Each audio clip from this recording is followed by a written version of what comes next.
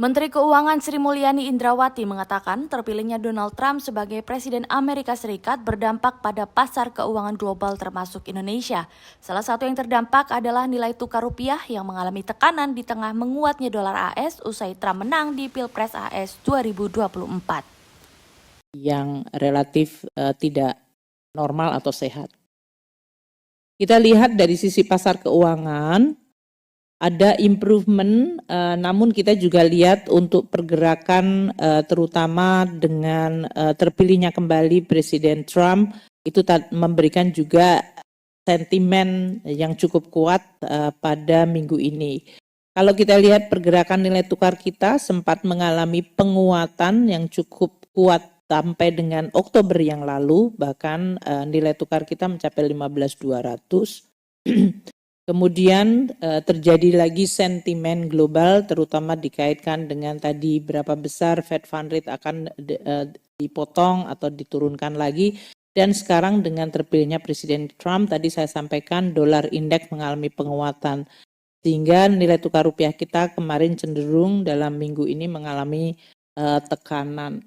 Namun overall nilai tukar kita mengalami koreksi 2,68%. Kalau dibandingkan dengan banyak negara-negara yang lain, baik negara G7 maupun G20, Indonesia relatif masih cukup baik dari sisi nilai tukar kita. Depresiasi 2,68%, dibandingkan seperti Kanada bahkan depresiasinya 4,46%, dan Filipina di 5,69 untuk pesonya, Korea di 6,79.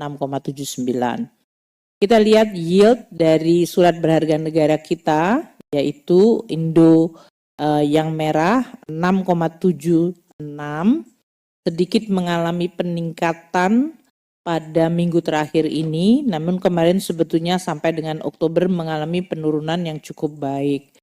Kalau kita lihat dibandingkan US Treasury 10 tahun yang tadi mengalami tekanan ke atas di 4,4, spread antara Indo 10 tahun local currency bond dengan US Treasury 10 tahun dollar denominated, itu kita masih sangat cukup rendah.